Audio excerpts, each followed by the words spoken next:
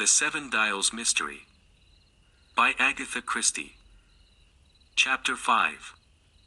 The Man in the Road. "Father," said Bundle, opening the door of Lord Caterham's special sanctum and putting her head in, "I'm going up to town in the Hispano. I can't stand the monotony down here any longer." "We only got home yesterday," complained Lord Caterham. "I know. It seems like 100 years. I'd forgotten how dull the country could be."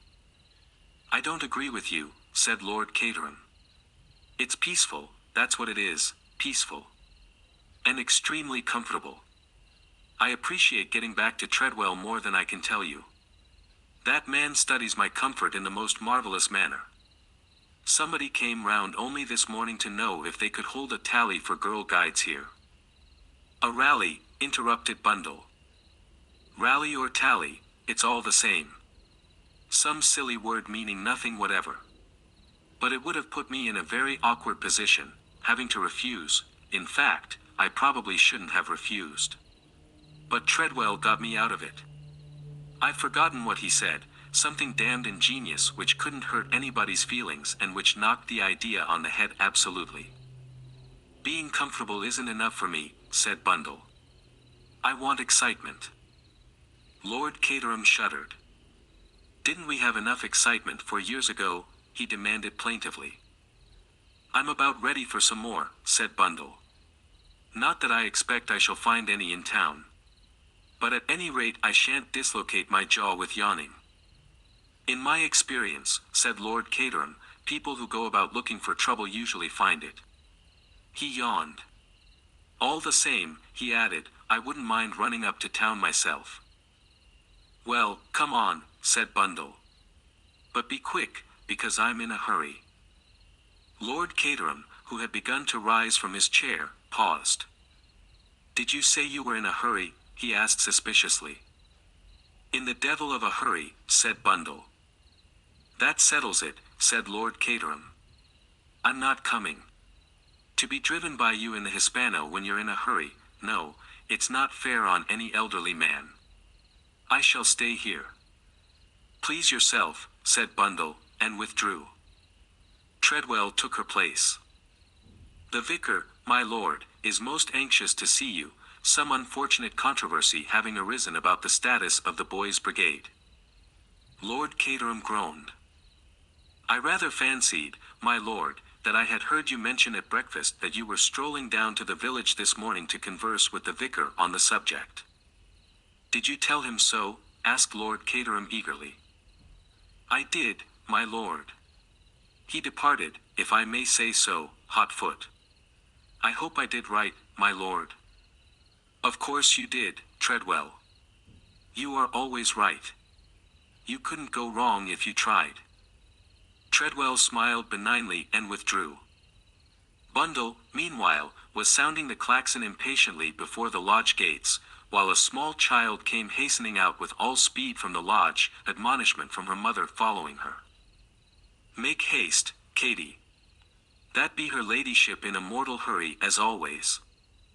It was indeed characteristic of Bundle to be in a hurry, especially when driving a car. She had skill and nerve and was a good driver. Had it been otherwise, her reckless pace would have ended in disaster more than once.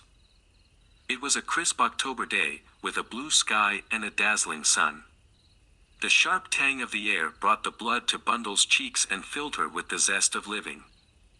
She had that morning sent Gerald Wade's unfinished letter to Lorraine Wade at Dean Priory, enclosing a few explanatory lines. The curious impression it had made upon her was somewhat dimmed in the daylight, yet it still struck her as needing explanation. She intended to get hold of Bill Eversleigh sometime and extract from him fuller details of the house party which had ended so tragically. In the meantime, it was a lovely morning and she felt particularly well, and the Hispano was running like a dream. Bundle pressed her foot down on the accelerator and the Hispano responded at once. Mile after mile vanished, traffic stops were few and far between, and Bundle had a clear stretch of road in front of her. And then, without any warning whatever, a man reeled out of the hedge and onto the road right in front of the car. To stop in time was out of the question. With all her might, Bundle wrenched at the steering wheel and swerved out to the right. The car was nearly in the ditch, nearly, but not quite. It was a dangerous maneuver, but it succeeded. Bundle was almost certain that she had missed the man. She looked back and felt a sickening sensation in the middle of her anatomy. The car had not passed over the man, but nevertheless it must have struck him in passing. He was lying face downwards on the road, and he lay ominously still. Bundle jumped out and ran back. She had never yet run over anything more important than a stray hen. The fact that the accident was hardly her fault did not weigh with her at the minute. The man had seemed drunk, but drunk or not, she had killed him. She was quite sure she had killed him. Her heart beat sickeningly in great pounding thumps, sounding right up in her ears. She knelt down by the prone figure and turned him very gingerly over. He neither groaned nor moaned. He was young, she saw, rather a pleasant-faced young man, well-dressed and wearing a small toothbrush mustache. There was no external mark of injury that she could see, but she was quite positive that he was either dead or dying. His eyelids flickered and the eyes half opened. Piteous eyes, brown and suffering, like a dog's. He seemed to be struggling to speak. Bundle bent right over. "Yes," she said. "Yes." There was something he wanted to say, she could see that. Wanted to say badly. And she couldn't help him, couldn't do anything. At last the words came, a mere sighing breath. 7 dials, tell. "Yes," said Bundle again. It was a name he was trying to get out, trying with all his failing strength. "Yes. Who am I to tell?" "Tell. Jimmy Thesiger." He got it out at last, and then suddenly, his head fell back and his body went limp. Bundle sat back on her heels, shivering from head to foot. She could never have imagined that anything so awful could have happened to her. He was dead, and she had killed him. She tried to pull herself together. What must she do now? A doctor, that was her first thought. It was possible, just possible, that the man might only be unconscious, not dead. Her instinct cried out against the possibility, but she forced herself to act upon it. Somehow or other she must get him into the car and take him to the nearest doctor's. It was a deserted stretch of country road and there was no one to help her. Bundle, for all her slimness, was strong. She had muscles of whipcord. She brought the Hispano as close as possible, and then, exerting all her strength, she dragged and pulled the inanimate figure into it. It was a horrid business, and one that made her set her teeth, but at last she managed it. Then she jumped into the driver's seat and started off. A couple of miles brought her into a small town, and on inquiry she was quickly directed to the doctor's house. Dr. Castle, a kindly, middle-aged man, was startled to come into his surgery and find a girl there who was evidently on the verge of collapse. Bundle spoke abruptly. I think I've killed a man. I ran over him. I brought him along in the car. He's outside now. I was driving too fast, I suppose. I've always driven too fast." The doctor cast a practiced glance over her. He stepped over to a shelf and poured something into a glass. He brought it over to her. "Drink this down," he said, "and you'll feel better. You've had a shock." Bundle drank obediently and a tinge of color came into her pallid face. The doctor nodded approvingly. "That's right. Now I want you to sit quietly here. I'll go out and attend to things. After I've made sure there's nothing to be done for the poor fellow, I'll come back and we'll talk about it." He was away some time. Bundle watched the clock on the mantelpiece. 5 minutes, 10 minutes, a quarter of an hour, 20 minutes, would he never come? Then the door opened and Dr. Castle reappeared. He looked different, Bundle noticed that at once, grimmer and at the same time more alert. There was something else in his manner that she did not quite understand, a suggestion of repressed excitement. "Now then, young lady," he said, "let's have this out. You ran over this man, you say. Tell me just how the accident happened. Bundle explained to the best of her ability. The doctor followed her narrative with keen attention. Just so, the car didn't pass over his body? No. In fact, I thought I'd missed him altogether. He was reeling, you say? Yes, I thought he was drunk. And he came from the hedge. There was a gate just there, I think. He must have come through the gate.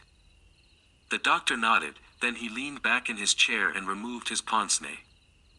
I've no doubt at all, he said, that you're a very reckless driver, and that you'll probably run over some poor fellow and do for him one of these days, but you haven't done it this time. But the car never touched him. This man was shot. Chapter 6. 7 dials again. Bundle stared at him. And very slowly the world, which for the last 3/4 of an hour had been upside down, shifted till it stood once more the right way up. It was quite 2 minutes before Bundle spoke, but when she did it was no longer the panic-stricken girl but the real Bundle, cool, efficient, and logical. How could he be shot, she said. I don't know how he could, said the doctor dryly. But he was. He's got a rifle bullet in him all right. He bled internally, that's why you didn't notice anything. Bundle nodded. The question is, the doctor continued, who shot him? You saw nobody about. Bundle shook her head. It's odd, said the doctor. If it was an accident, you'd expect the fellow who did it would come running to the rescue, unless just possibly he didn't know what he'd done. There was no one about, said Bundle. On the road, that is. It seems to me, said the doctor, that the poor lad must have been running. The bullet got him just as he passed through the gate and he came reeling on to the road in consequence. You didn't hear a shot? Bundle shook her head. But I probably shouldn't anyway, she said, with the noise of the car. Just so. He didn't say anything before he died. He muttered a few words. Nothing to throw light on the tragedy? No. He wanted something, I don't know what, told to a friend of his. Oh. Yes, and he mentioned 7 dials. Said Dr. Castle. Not a likely neighborhood for one of his class. Perhaps his assailant came from there. Well, we needn't worry about that now. You can leave it in my hands. I'll notify the police. You must, of course, leave your name and address, as the police are sure to want to question you. In fact, perhaps you'd better come round to the police station with me now. They might say I ought to have detained you. They went together in Bundle's car. The police inspector was a slow-speaking man. He was somewhat overawed by Bundle's name and address when she gave it to him, and he took down her statement with great care. Lads, he said. That's what it is. Lads practicing. Cruel stupid, them young varmints are. Always loosing off at birds with no consideration for anyone as may be the other side of a hedge. The doctor thought it a most unlikely solution, but he realized that the case would soon be in abler hands and it did not seem worth while to make objections. Name of deceased, asked the sergeant, moistening his pencil. He had a card case on him. He appears to have been a Mr. Ronald Devereux, with an address in the Albany. Bundle frowned. The name Ronald Devereux awoke some chord of remembrance. She was sure she had heard it before. It was not until she was halfway back to Chimneys in the car that it came to her. Of course. Ronnie Devereux. Bill's friend in the Foreign Office. He and Bill and, yes, Gerald Wade. As this last realization came to her, Bundle nearly went into the hedge. First Gerald Wade, then Ronnie Devereux. Jerry Wade's death might have been natural, the result of carelessness, but Ronnie Devereux surely bore a more sinister interpretation. And then Bundle remembered something else. 7 dials. When the dying man had said it, it had seemed vaguely familiar. Now she knew why. Gerald Wade had mentioned 7 dials in that last letter of his written to his sister on the night before his death. And that again connected up with something else that escaped her. Thinking all these things over, Bundle had slowed down to such a sober pace that nobody would have recognized her. She drove the car round to the garage and went in search of her father. Lord Caterham was happily reading a catalogue of a forthcoming sale of rare editions and was immeasurably astonished to see Bundle. "Even you," he said, "can't have been to London and back in this time." "I haven't been to London," said Bundle. "I ran over a man." "What?"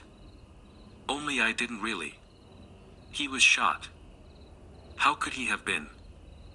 "I don't know how he could have been, but he was." "But why did you shoot him?" "I didn't shoot him." "You shouldn't shoot people," said Lord Caterham in a tone of mild remonstrance. "You shouldn't really.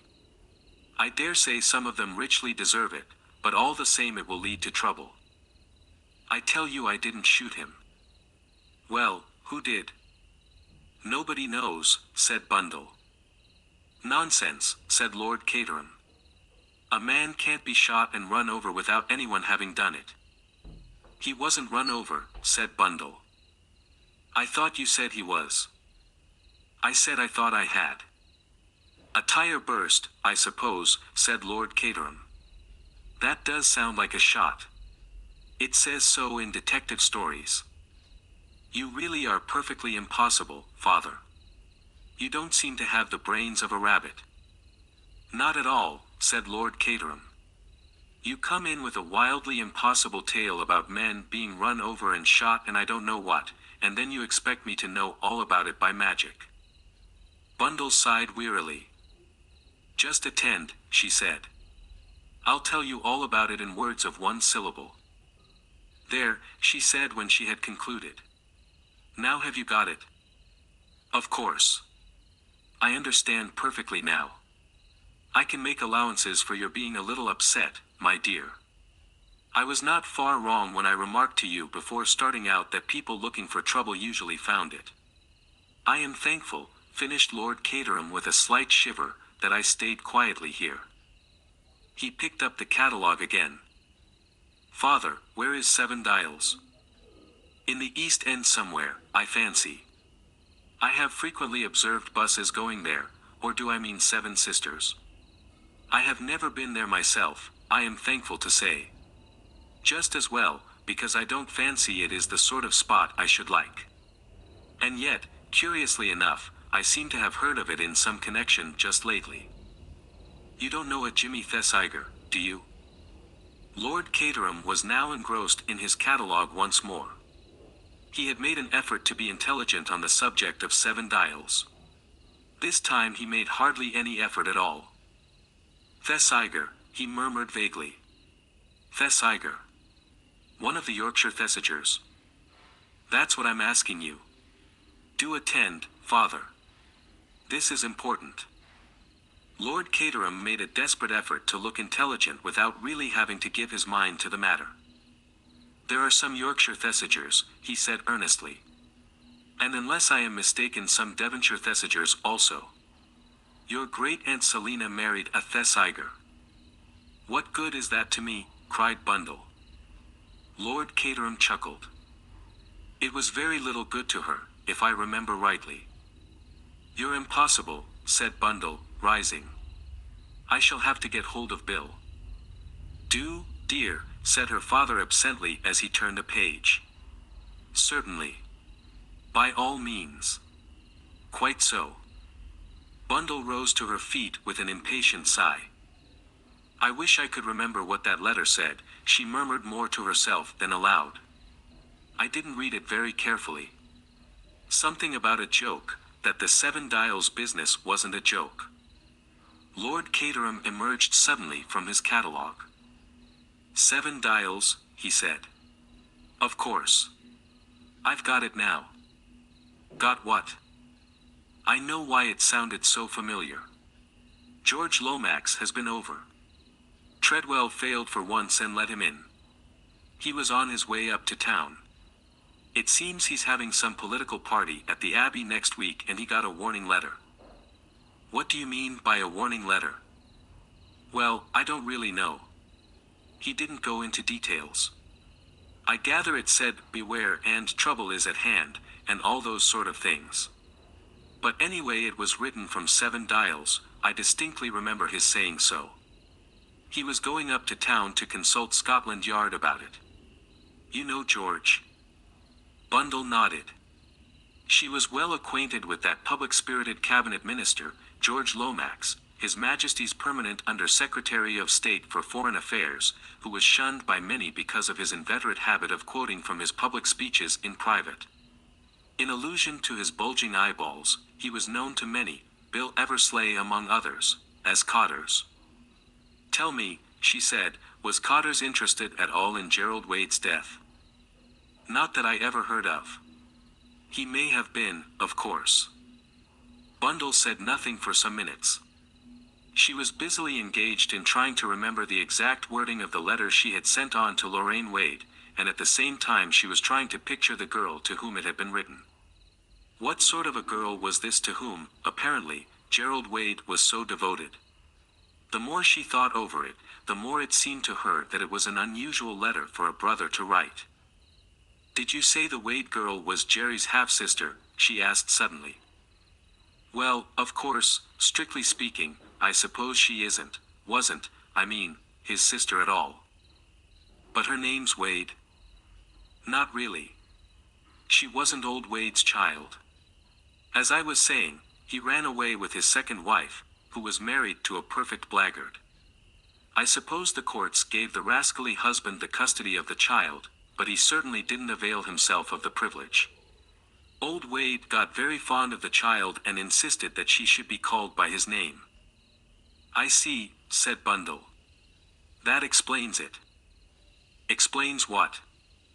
Something that puzzled me about that letter. She's rather a pretty girl, I believe, said Lord Caterham.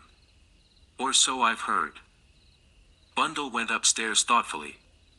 She had several objects in view. First she must find this Jimmy Thesiger. Bill, perhaps, would be helpful there. Ronnie Devereux had been a friend of Bill's. If Jimmy Thesiger was a friend of Ronnie's, the chances were that Bill would know him too. Then there was the girl, Lorraine Wade. It was possible that she could throw some light on the problem of 7 dials. Evidently Jerry Wade had said something to her about it. His anxiety that she should forget the fact had a sinister suggestion.